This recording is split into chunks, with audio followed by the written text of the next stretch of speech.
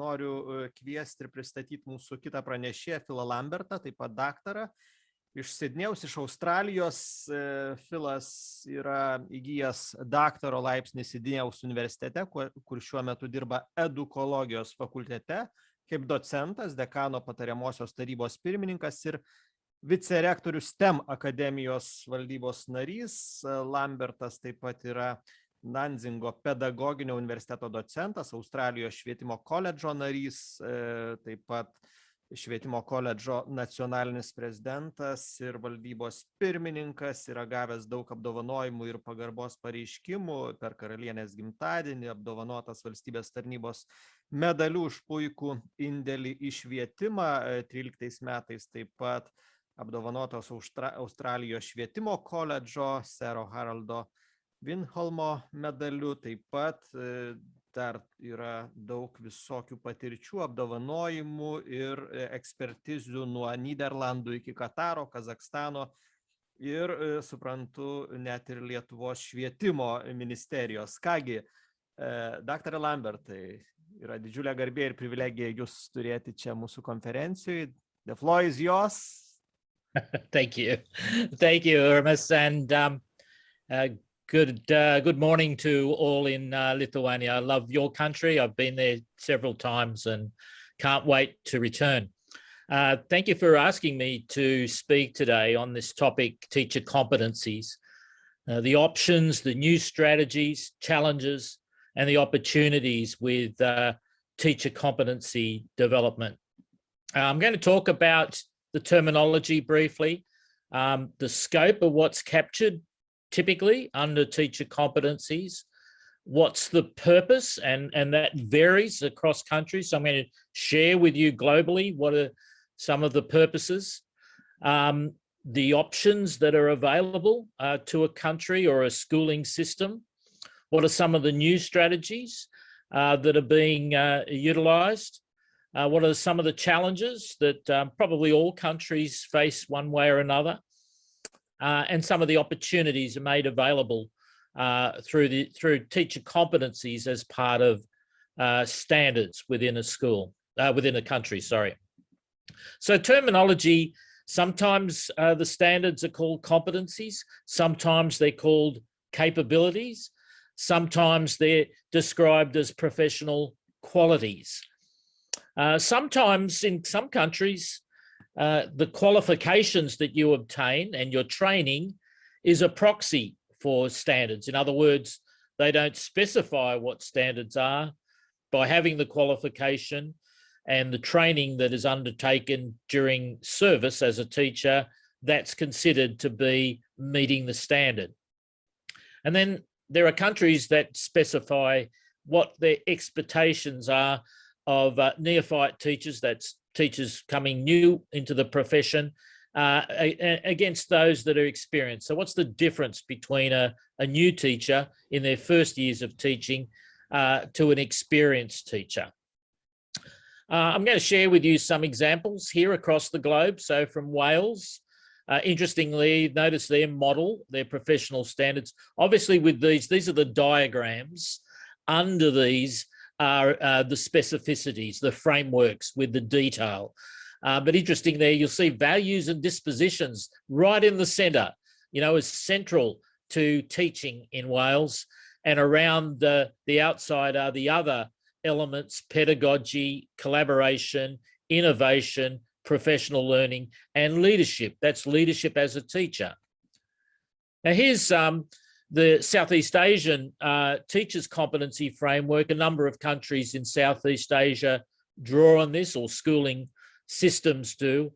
And that central joyful learner in the model, that's not about students, that's the teacher, that the teacher is a joyful learner. And you can see there's a whole range of elements there. Some of them you'll see are similar to what was articulated by Wales. Here's Quebec's in Canada, one of the provinces of Canada. It has, I guess you'd say, 5 levels. It has, or 5 areas. It has what they call fundamental competencies. They're effectively about knowing your subjects and enculturating young people Then there's cross-curricular competencies, ICT, digital literacy skills of a teacher, and the basic ethics, regardless of what subject you're teaching. Area 1, they call, is related to actually working with students. Area 2 is collaboration as a profession. And Area 3 relates to your own professional learning and your career. This is the Australian Professional Standards, and you can see there's 4 steps there. The graduate, actually what you have to demonstrate within your university years of training to be accredited. Then in your first years of teaching as proficient, you have to meet that standard. If you don't meet that standard, then you can't continue your employment. Highly accomplished then, and then lead. What is a lead teacher? In other words, a leader of other teachers. That's not a principal or a head of a school or even in an executive position. It means you're another teacher that other teachers look to for leadership around the profession. So the scope generally follows this. Regardless, when you look at the detail, not just those 4, but generally across countries that have teacher competencies, teaching standards, it's about knowledge and skills of child development, knowing characteristics of students, understanding and using practices that support diversity, diverse learners, knowing the subjects, the content of the subjects you teach. And for primary, that might be many subjects. For secondary teachers, it might be 1 or 2 subject areas. Understanding the pedagogical choices that are available to you. In other words, not just teaching one form of practice, but having a range of teaching strategies. But it's also about planning, having learning goals, planning learning sequences, how students are to learn a particular content that you're teaching, and selecting and using resources, the correct and appropriate resources for your students. It's also about the learning environment. Hugo talked earlier about, the room. It's establishing a safe learning environment, managing the classroom activities and having the capacity to do that, managing students' behaviour. And it's about assessment, assessing student learning and progress, assessing learning, using the right tools and measures, providing meaningful feedback to students, very important, making consistent and comparable judgments. In other words, knowing what the standard of achievement is, and that should be comparable to what others would make in the same circumstances. And being able to interpret student performance data. Teachers are inundated in many schooling systems with data and required to actually identify what are the strengths and the areas for development or the weaknesses that need to be addressed by individual students and sometimes with groups of students. And they need to be able to report student achievement and progress. So you can see it's quite lengthy what we expect of teachers across the many countries in the world. It's also about engaging in profession. So I haven't finished yet. It's identifying and planning professional learning needs, your own, engaging in professional learning to improve your practice, engaging with your colleagues. It's about acting professionally. That's the ethical practices we expect, complying with policy and legislative requirements, and engaging with parents or carers, and engaging with professional networks with your colleagues, not just within your school, but beyond your school. So you can see there's a lot of we expect of teachers, and how that then is articulated, and particularly the difference between what you would expect for a person in their first years of teaching to what you would expect of a teacher after 10, 20 years of teaching. It varies across countries. Some countries don't actually distinguish between those different levels. So the purpose is, in some countries, standard settings. So there are a number of countries that have curriculum standards, very specified standards of what teachers will teach, or in some cases, what they expect students will learn. Then they include teaching standards as another element of that, and then student performance standards. So in other words, and usually they run examinations. So some countries have these three standards. Some only have curriculum standards and student performance standards or examinations, and no teaching standards, but some have the three and believe the three are needed to improve performance of and the outcomes of schooling. Some use the standards as for recruitment and accountability. In other words, you need to be able to demonstrate these standards to actually earn registration as a teacher. Or accountability. In other words, are you demonstrating the full expectations we have of you? And sometimes in some countries, jurisdictions, the standards are used to dismiss teachers. In other words, they haven't met certain number of those standards, and therefore they're not entitled to continue as a teacher. In some countries, it's about salary advancement. That's where usually when the standards are differentiated. So in other words, you want to become a proficient teacher, then you have to demonstrate these standards, show the evidence, and then your salary goes up accordingly, and so on, depending on how many steps there might be with the standards. Some have the standards, teaching competencies aligned to improvement. So in other words, we want to improve the system, excuse me, and to do that, we're going to look at where the strengths are of teachers in those standards and where are the areas where we think there are weaknesses, and that's where we need to improve, and we're going to put a lot of money into teacher training and development. It's often used as a status too. In other words, why should doctors have a code of standards? Teaching is a profession. We don't just allow anybody to be a teacher. We expect that they will demonstrate certain standards, that they will demonstrate certain competencies. And this is a form of guarantee to the public. It almost goes to Hugo's point earlier in the questions there about, how can we encourage more people into teaching? Well, part of that might be the status of the role of teacher, and standards can help depending on how they're promoted. And it's a meta language. It's a language that can be used for teachers to engage with each other about their profession.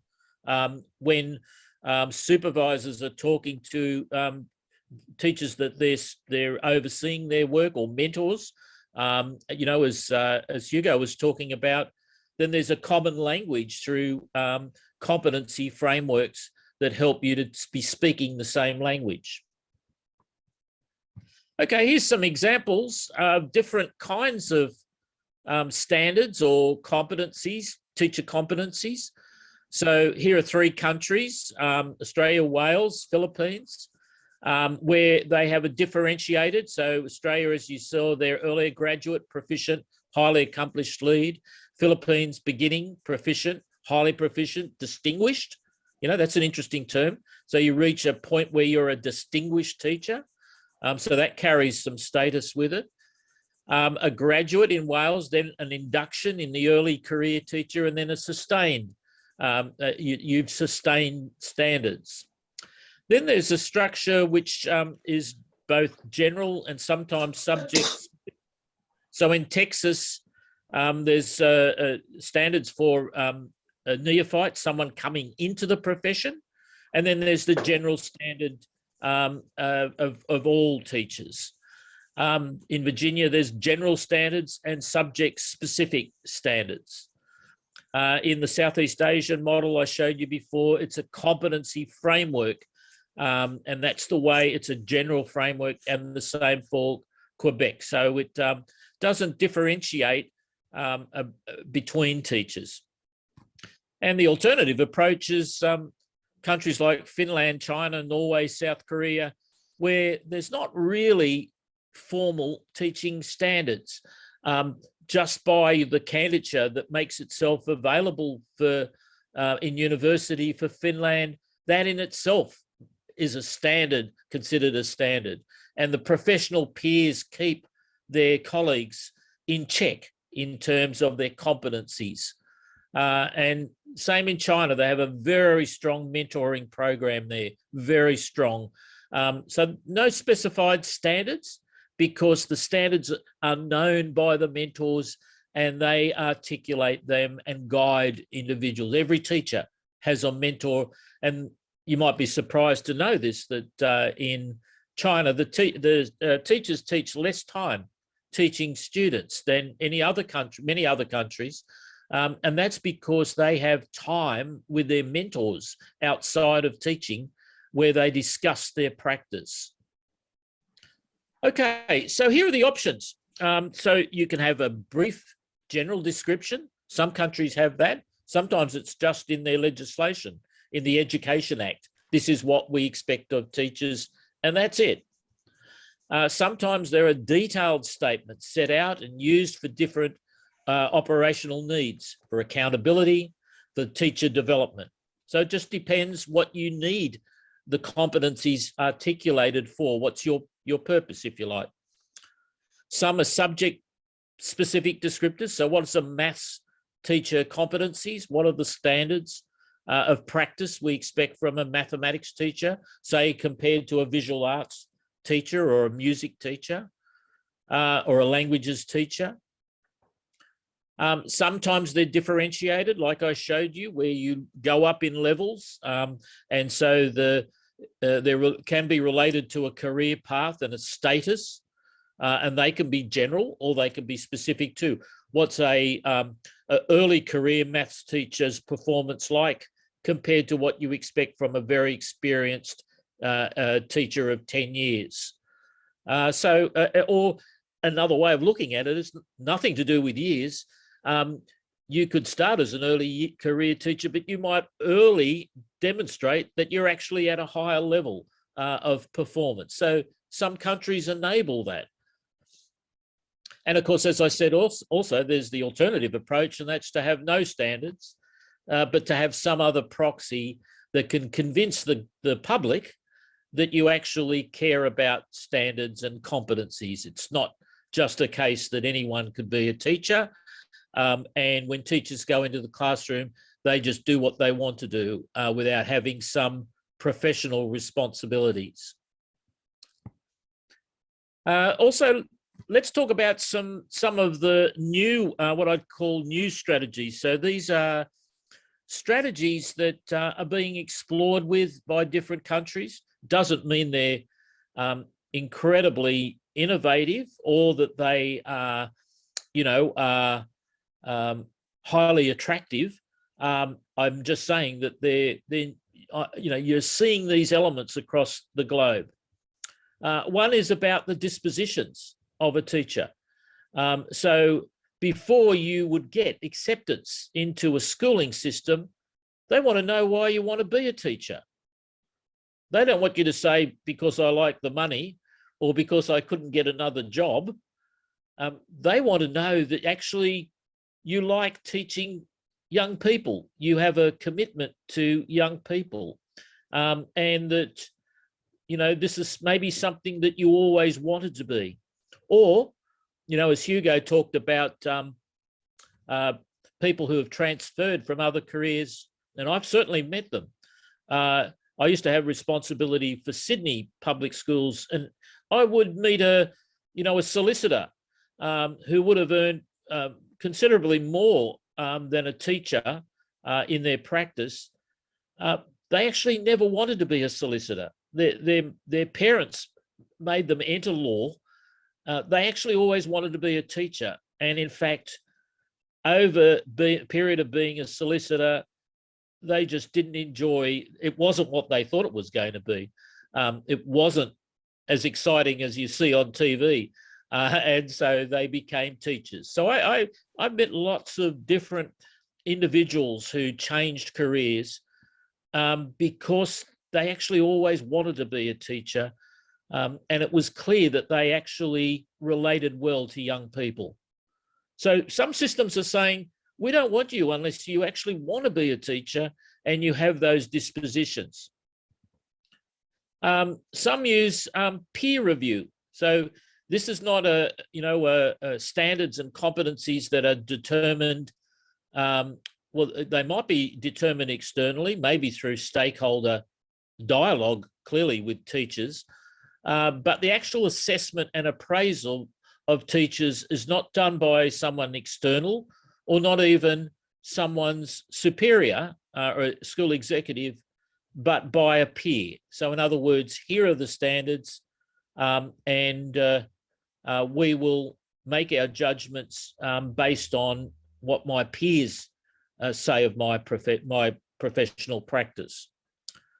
Coaching and mentoring, these become useful for coaching and mentoring so that it's the mentor has a language that they can share with the mentee and have a common language, and then that's consistently used across a schooling system.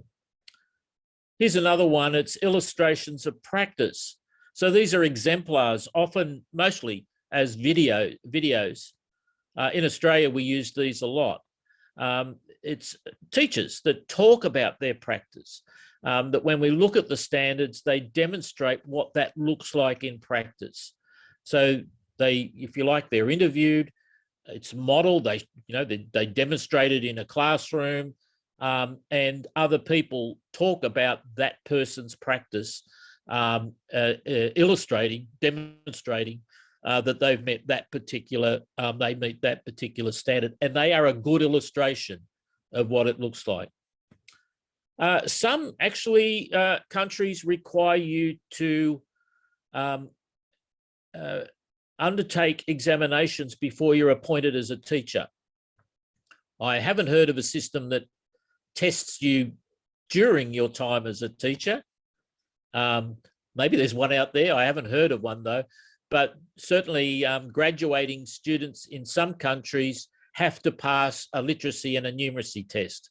So regardless of what qualifications they had, school qualifications about their achievement in the languages and mathematics, some countries require them on graduation to actually undertake a test and prove that they actually have high levels of literacy and numeracy.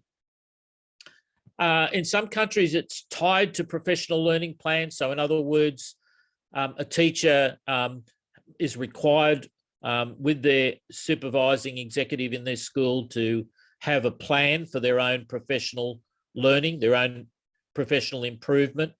And in doing that, they have to identify what are the standards that they are. In other words, they're not going to a professional learning course that sounds interesting or that might be enjoyable.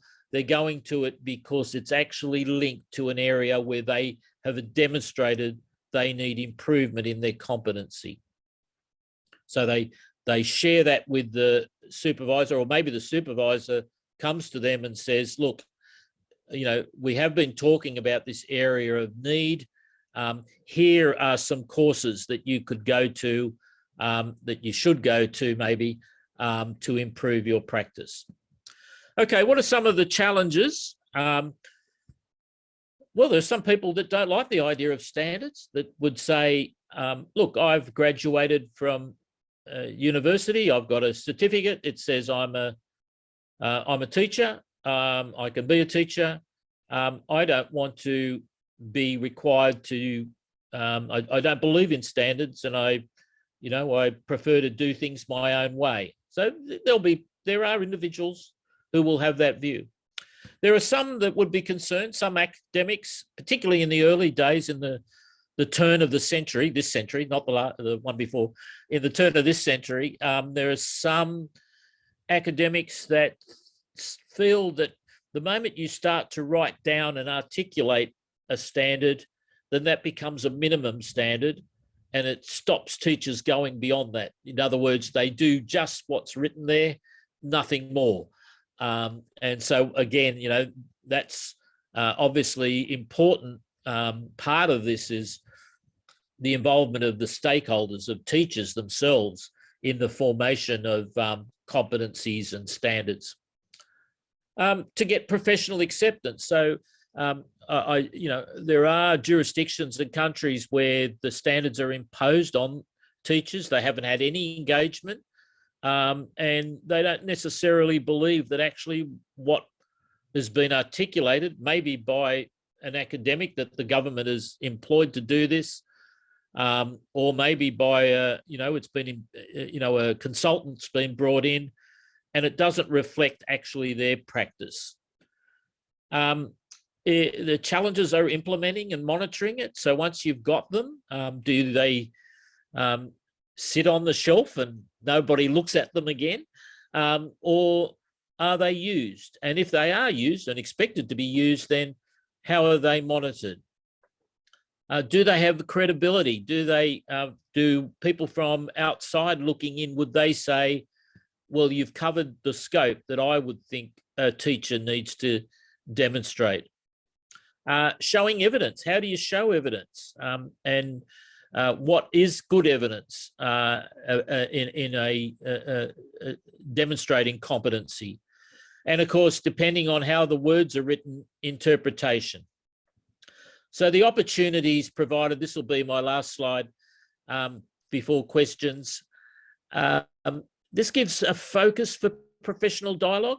So they're very, in countries where they haven't developed teacher competencies articulated as standards, they really become a good focus for professional dialogue. What does it mean to be a teacher, or what does it mean to be a highly proficient teacher? It's a benchmark for professional development. It actually says these are the important areas, therefore we need to make sure we have courses available for teachers to be trained in these areas as part of pre-service and in-service. They are good criteria for determining teaching strengths and areas for improvement. So this is the way that you can tell the difference between an outstanding, people might call a teacher an outstanding teacher. Why do you say that? Well, you can say it now because you actually have got the words that help you to describe why they are outstanding. And also, when you're saying that you're concerned about a teacher's performance, it's difficult if you're the teacher involved, unless the person saying that can actually say, this is the reason, this is a standard that I can't see you demonstrating. I can't see this competency and evidence of it in the way you practice teaching. It gives clarity to what is expected of teachers, and it gives a professional standing in society. It tells society, it tells the public that we are a profession, and that we value our profession, and that we are committed to keeping ourselves accountable. Sometimes it's self-accountable, self-evaluation. In other times, it can involve external evaluation, but we do have a mechanism for monitoring standards. And it's a developmental tool. It's one, once you've developed a framework for competencies or standards, it means that you can adjust them as standards change. As ICT and digital literacy has become significant in all forms of employment, then obviously standards have had to make reference to the digital capabilities of teachers. And certainly during COVID and home-based learning, that would have exposed the extent of digital capability of teachers. But there are there are values that change. There are new forms of pedagogy, and those can always be factored into if you like, a changing set of standards. Okay, I think that's right on time to be able to give you some time for questions. So I'm happy to hand over now for questions, and happy to field all kinds of questions. Thank you for your good points. Thank you for very conceptual and systemic presentation with really good points. Thank you so much. And now the time for questions and comments. As you see on the screen, raise your hand virtually or just start and talk, just simple. You could ask any question or comment, whatever you want. Kreipiuosi į mūsų mylimą auditoriją, drąsiai kelkit ranką, klauskit, kalbėkit lietuviškai, angliškai. Are you optimistic regarding lack of the teachers, regarding schools' future, or pessimistic? How you see the future of the schools? Sorry, I had my translation on in case I had a question. Sorry, could you repeat that, Aramis? Absolutely. Are you optimistic regarding the lack of the teachers, or the pessimistic? Our schools will raise a huge problem regarding the lack of the teachers. Oh, lack of teachers? You mean their numbers, or you mean capabilities, competencies? Lack of teachers and numbers, and also capabilities. Yeah. Well, firstly, I'll make a point here. This is a personal view. For my child, I don't care. To be honest, I don't care what gender the teacher is. I want my teacher to be a high quality. So when I look at those standards, you'll notice there's no differentiation, male or female. And so I want I'd rather have a proficient, highly proficient teacher teaching my child than a very ordinary or just satisfactory, a highly proficient female teacher than a just satisfactory male, to be frank. And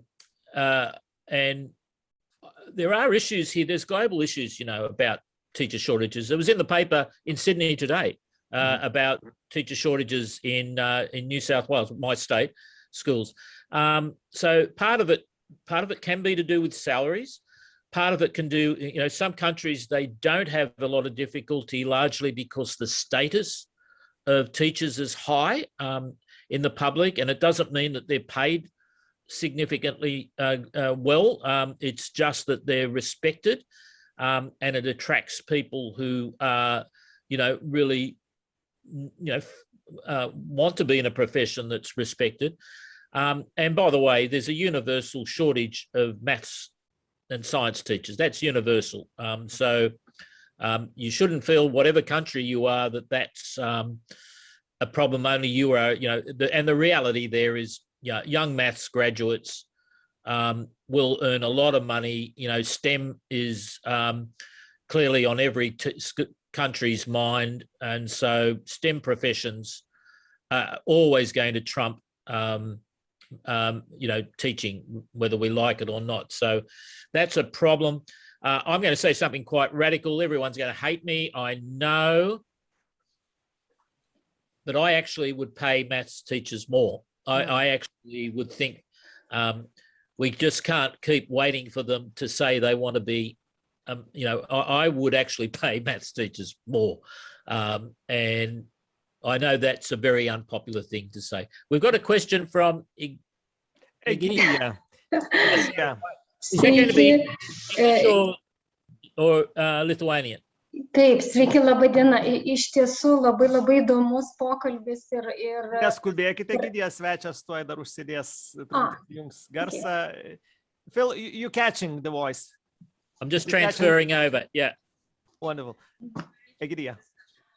Taip, tai kadangi iš tiesų labai įdomi tema ir labai įdomus pokalbis, turi net keletą klausimų. Tai pirmiausia, klausimas, kuris susijęs su paskutinė mintimi apie mokytojo prestižą, mokytojo profesijos prestižą. Mes iš tiesų tą klausimą sprendžia mūsų valstybė, mūsų šalyje ir iš ties yra labai opi problema, kuri susijusi su daugelį iššūkių ir pritraukimu, ir trūkumų ir panašiai. Bet kaip Jūs manote, koks galėtų būti vienas iš svarbiausių žingsnių didinant mokytojo prestižą? Jūs paminėjote atlyginimas, profesijos patrauklumas. Kaip Jūs matytumėt, kokį pirmą žingsnį turėtų dėti vyriausybė norint šitą klausimą spręsti pozityviai.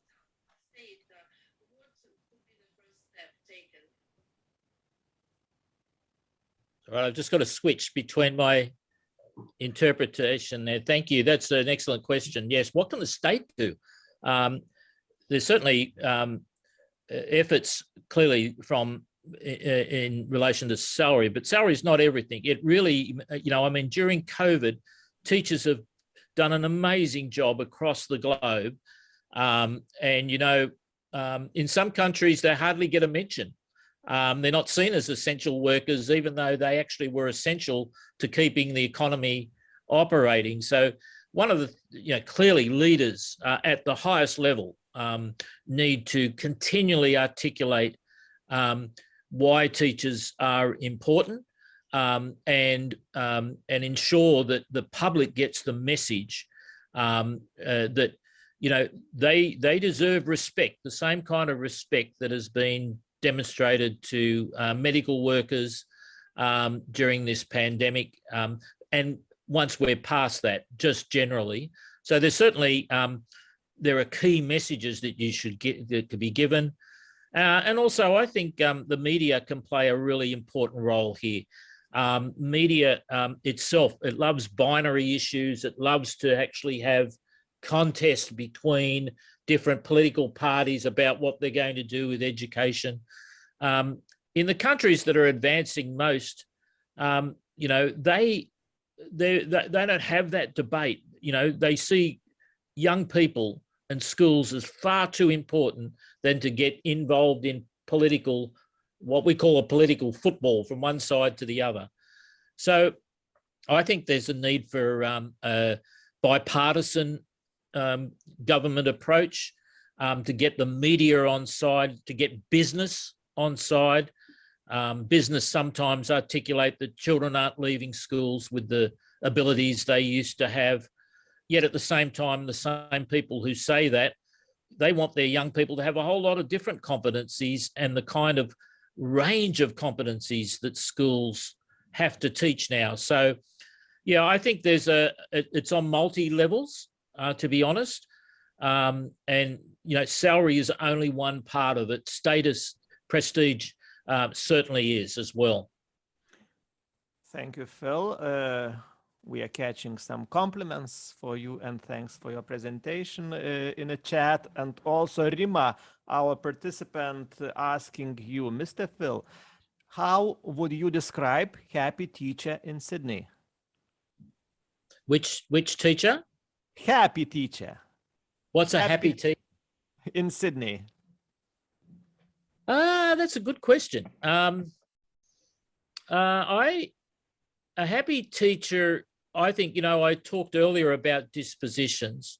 They love working with young people. So, they already have that. So they go to school. When I was a teacher myself for many, 20 years. And I have to say, and I say this honestly, I expected to have a good day every day, and I loved, I've loved every job I've done. So it's partly to do with your disposition, I think. And sometimes you can overcome the stresses, the challenges, the curriculum's crowded, we don't get paid enough, nobody loves us, parents are always sending us emails late at night. I mean, there's a list of things that are challenges for the job, but ultimately, if your disposition is one where you're optimistic and you know that you are making a difference, in the lives of young people, gosh, that's a wonderful career to be involved in. I've got a book coming out later this year, and it's called The Knowing and Caring Profession. It's about teaching.